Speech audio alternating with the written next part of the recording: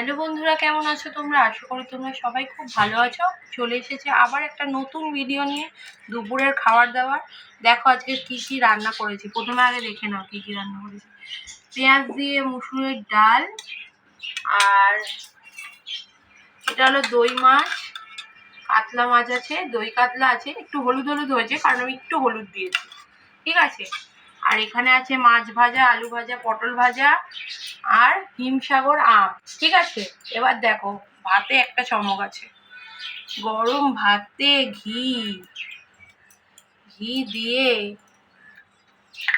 আর কাঁচা লঙ্কা ডলে আর দই কাতলা দিয়ে খাবো।